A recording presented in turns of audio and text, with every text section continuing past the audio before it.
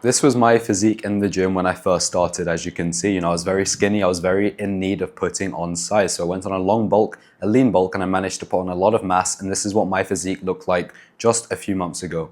But I decided I want to cut down a little bit, shred down a bit of the fat, which was covering the muscle that I had built. And I've done that. And here's what my physique looks like now. This is a mini cut. This is how it works. This is how you can do one. And this is actually how you can go from just being big to actually being big, but also looking lean. Let's go. A quick disclaimer though, if you're a beginner in the gym and you haven't been lifting for at least a year and you haven't put on substantial muscle mass before through bulking or lean bulking, this is not the video for you. This is just for those specifically who've been lifting for at least a year. You've been bulking, maybe lean bulking, following my methods, put on a substantial amount of muscle. Then this is the video for you when you want to shred down that layer of fat and finally reveal all of that muscle that you've built. But if you haven't done that work yet, then click off this video and I'll link one at the top link in the description teaching you exactly how to lean bulk and build that size first. Because bulking up first is so important. It's the only thing that allowed me to take my physique from 55 kg to 79. It's like an incubator of growth, which is what allows you to actually build muscle and put on size. But when you get to the point like I did, and maybe you are if you're watching this video, and you want to shred down that little bit of fat, then this is exactly what you need to do. This is a mini cut. Let's get into it. So what I want to start with is that bulking takes time, all right? It takes time, it takes effort, it takes money. You have to buy extra food. You spend a lot of time digesting, which can distract you, from your work, from your studies. And also in general, obviously, it just kind of takes up more energy and more time. And it takes a longer time too, because as I'm sure you're aware by now, building muscle is a difficult pursuit and it does definitely take a substantial amount of time. However, cutting is almost the opposite of this. It's very easy. You can do it very quickly and you can make very, very fast progress. It's a lot harder to build muscle than it is to lose fat. So this is another reason why you need to actually go first and look in the mirror and decide whether your physique is actually in need of a mini cut. The worst thing you could do is when you're in a period of bulking up, maybe you see stuff on TikTok about, looking shredded for the summer, looking great.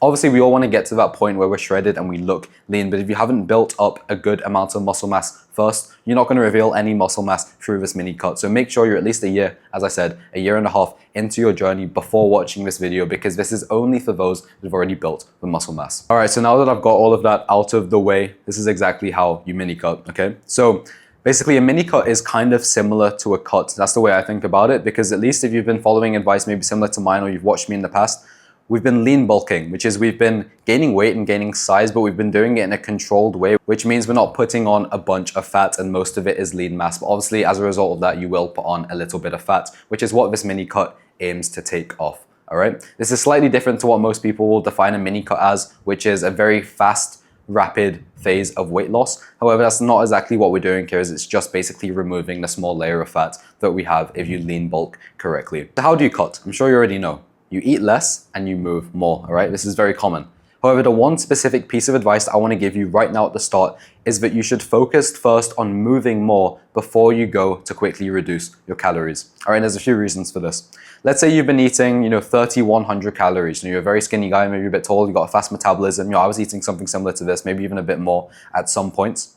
All right, 3,100 calories. All of a sudden, let's say you want to cut down, which is obviously, we get to that point. I got to that a couple months ago. So what do? Well, you instantly just think, okay, well, I'll reduce my calories all the way down and I'll lose weight quickly. Yes, you'll lose weight quickly, but the problem is you won't be getting enough carbs in, and specifically protein, which means you're going to struggle to maintain your size and your muscle mass, all right? So we want to be preserving as much muscle mass as possible when we're mini cutting. So what we do about this instead is we focus on moving more, doing more cardio, increasing the expenditure, the amount of calories we're burning per day before we go to reduce our calories, all right? So if you're specifically the people that I often talk to in these videos and you have a very fast metabolism, you started really skinny like I did, all right, chances are you won't even have to reduce your calories very much. It's all about moving more. So when I started this cut, the first thing that I did was I increased my daily step count to 10,000 steps per day minimum, all right? Now, some days I did 10, some days I did 15, some days I did even like 30,000 steps when I was traveling in America, all right? But the point is you want to be doing a baseline minimum of 10,000 steps a day. It's not that difficult. It takes maybe an hour and a half if you're a slightly slow walker, right? But you can do it very quickly, get it done. You can track them on your phone if you don't have a watch, if you have one of those smart watches, but I'll track it too. It's not really important the step count, but it's more just about a general benchmark, which is very helpful, all right? So you want to be increasing your cardio first.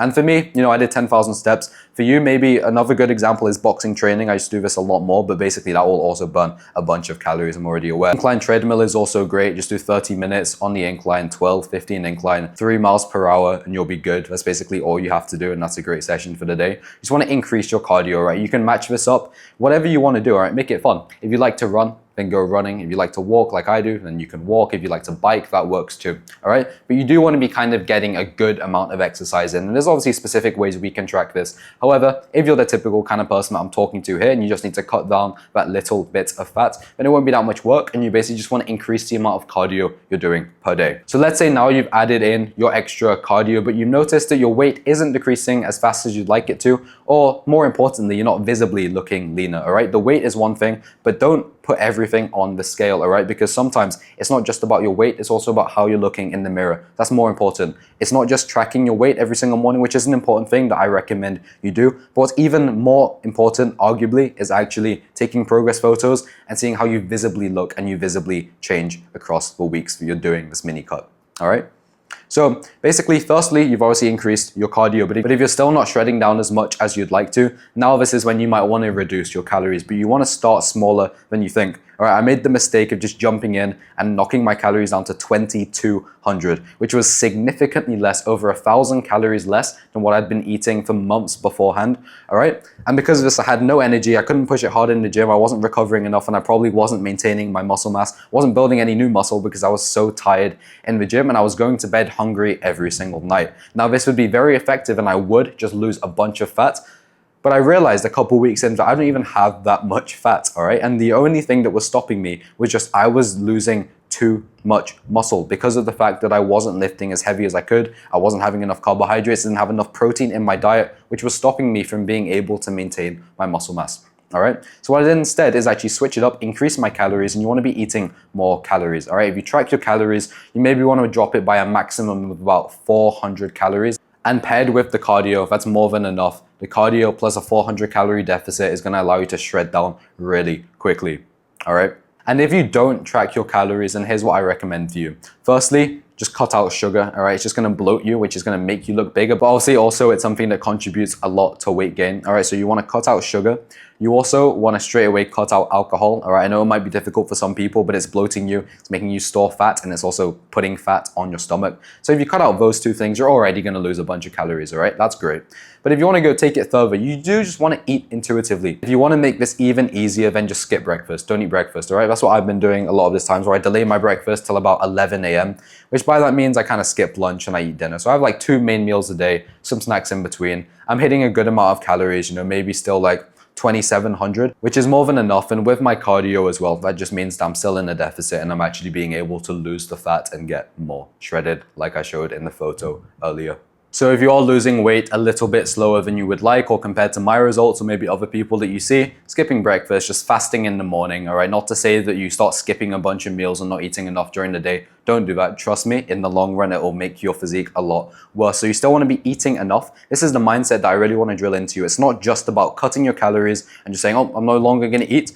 Yes, if you're about 400 pounds and you need to lose a bunch of fat, just stop eating and you'll be good, all right? I remember there was this guy in I'll try to link the study below maybe, but it was basically this guy that just didn't eat for over a year. He was really fat and he managed to lose all of his weight, and he just managed to just eat the fat inside of him, and he basically managed to lose a bunch of weight. So that's obviously a possibility and something that could work if you're in that stage. But chances are, if you're watching this video, you're nowhere near that, all right? You just have a bit of fat and you want to cut off, so don't jump to cut your calories. That's a really important thing that I want you to take away from this video, all right? But if you need help skipping breakfast, you get hungry in the morning, your ghrelin spikes, all you want to do is just have some appetite suppressant, which is usually a black coffee for me, which is great. Try that out. Just have black coffee in the morning, 0 calories, obviously. It gives you an energy boost. You won't be hungry until about midday, and then that's a great time to eat anyway, all right? The next thing you can do is carb cycle, all right? Chances are you're not gonna be training and working out 7 days a week. It's not recommended as well, but maximum is probably about 5 or 6, okay? So you're gonna have at least a few rest days. And on those rest days, you basically wanna just eat a lower amount of carbs. Because obviously, I'm sure if you know at least a year into the gym, you understand the importance of carbs, carbing up before your workouts, getting in some carbohydrates, some fast-acting carbs, rice cakes, bananas, honey, etc. Right?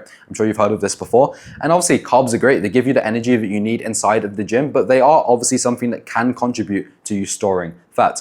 All right, so only put them on the days when you're actually using them. Okay, so on the days if it's like a rest day, you just eat lower carbs. You know, you don't need to be autistic about it. You don't need to track all of the numbers and stuff, but just basically just know intuitively that you're eating a less amount of carbs than you are on those days when you're actually training harder. And you know, when you have a heavy session, you're trying to maintain your muscle mass, you obviously don't want to be losing size, right? So all you do is just eat higher amounts of carbs on that day and you'll be completely fine. And my final piece of advice is just use this as an opportunity. See it as an opportunity. All right, chances are if you've been bulking for the last year, it does take up a lot of your time, all right? Not just the gym, not just thinking about it, optimizing it, but also making all the meals, eating. You spend a lot of time digesting. I know if you're anything like me, you can't really focus when you're just eating a big meal, all right? It does take a hit on your productivity, maybe your focus with work or your studies if you're in school, all right? So use this as an opportunity. Well, now you're eating less, you have less of a burden on your stomach, you're not eating so much food anymore, and now you're also outside, you know, maybe doing your steps, you're on the treadmill, whatever, doing some more cardio. Use an opportunity, listen to some podcasts, listen to some music. You also have more energy because you're no longer, you know, always digesting constantly. So, you know, start that business you've been wanting to do, focus more on school, your studies, try and progress further in work, whatever it is specific to your situation. Don't see this as a period of, okay, now I'm no longer eating and I'm just gonna obsess over the food, because if you obsess over it, chances are you're not gonna succeed at this. All right, so the approach I want you to take is, instead of just obsessing over these numbers, oh, I need to cut my calories by this much, I have to move this much, just relax and just know that this is a great opportunity. Focus on other stuff which maybe you've been neglecting because of the pursuit of bodybuilding, which is only natural, but now you have more time, now you have more energy. Take advantage of it. All right, so do the work you've been missing out on. Go outside a bit more, see the people that you haven't spent enough time with lately. You know, spend time with your family, call your grandma, call your mother. Honestly, you know, these are just great stuff that you can do. You have more time, you have more energy. Use it up, all right? This is the mindset I really want you to have, okay? Just because you're in a different phase right now, maybe for the next month or two, doesn't mean that you have to be upset about it or annoyed, because cutting isn't a negative thing. In the long run, obviously, you're doing it because you know it's gonna make your physique look better if that's the goal that you have right now. But it's just a different season of life, all right? You've been bulking for a while, building a bunch of muscle. It's fun, obviously, you get to eat a lot of food. If you're anything like me, you know, you really enjoy those periods of bulking. This is just a slightly different period, you know, so you put your focus elsewhere, you focus on some other stuff, some other hobbies, some other people, and honestly, bro, it's gonna pass quickly, you're gonna lose the weight you want to, you're gonna look a lot better, and you're gonna get an amazing transformation. All right, so I hope this video helps. If you're in that season right now when you're ready to cut down a bit, I hope this video is exactly what you needed. Hope you took some notes on this video, can start implementing these tips straight away. But do remember the mindset that I want to give you, which is you should not be cutting until you're at the point where you have a sufficient amount of muscle mass to actually show. Remember, if you just cut down and you have no muscle mass, you won't look good because you're not revealing anything. All right, hope this video helped. Subscribe to the channel if it was useful, leave a like, all that kind of stuff for the algorithm, and have a great day, bro.